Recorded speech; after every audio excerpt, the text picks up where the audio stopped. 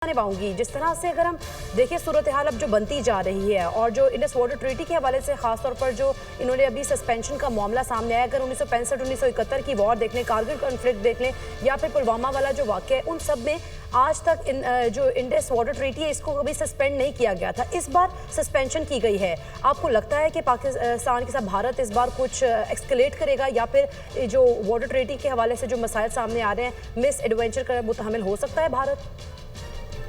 जी, बहुत शुक्रिया आपका दावत देने के लिए। देखें, भारत इस वक्त जो है वो एक जंगी जनून में मुब्तला है, चाहे उसकी हुकूमत हो या चाहे भारतीय फ़ौज हो। जो अभी जो बात हो रही थी, आपने एक रिपोर्ट भी पेश की जिसके अंदर आपने समझौता एक्सप्रेस की हवाला दिया, छत्तीस सिंहपुरा की हवाला दिया। एक ख़ास किस्म का पैटर्न है जो कि मुसलसल हम देखते आ रहे हैं, जहाँ पे जिस तरह से एक इंसिडेंट जो है वो ऑर्गेनाइज होता है, स्टेज होता है, और उस इंसिडेंट के ऊपर फिर जो है वो पूरा भारतीय मीडिया, भारतीय हुकूमत और भारतीय फ़ौज जो है वो रिएक्ट करते हैं। इसमें हमें दो तीन चीज़ें इंपॉर्टेंट हैं जो समझनी होंगी। नंबर एक, कि जो रिएक्शन आया है वो रिएक्शन काफ़ी ऐसा लग रहा है जैसे कि नी जर्क रिएक्शन था, लेकिन बड़ा सोचा समझा रिएक्शन था। वो इस तरह के जो इंडस वाटर ट्रीटी है उसका इस सारे वाक़े से कोई लेना देना नहीं था। ये एक प्योरली सिक्योरिटी ब्रीच था या सिक्योरिटी लैप्स था भारतीय हुकूमत और भारतीय फ़ौज की तरफ से, मगर उसकी बुनियाद बनाकर जो है वो इंडस वाटर ट्रीटी के ऊपर सस्पेंशन की बात की गई। इंडस वाटर ट्रीटी की सस्पेंशन के ऊपर मैं अगर बात करूं तो भारत इस वक्त जो है वो अभी तक इस काबिल नहीं है कि वो दरियाओं का रुख जो है वो अपनी तरफ मोड़ ले। वहाँ पे इस वक्त 3 ऐसे डैम्स हैं जो कि कंस्ट्रक्ट हो रहे हैं, जिसमें बगलेयार है, किशन गंगा है, रतले है। लेकिन जो ट्रीटी की सस्पेंशन का मामला है वो प्राइमरीली जो है वो अब हमारे साथ नेगोशिएशंस जो है वो ख़त्म कर देगा।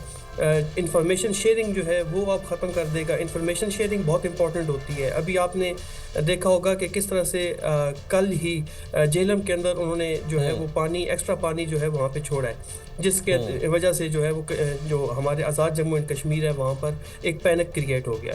तो इंफॉर्मेशन शेयरिंग उन्होंने बंद कर दी है। तो एक नॉन कोऑपरेशन जो है उसकी तरफ जो है वो भारत जा रहा है टुवर्ड्स इंडस वाटर ट्रीटी।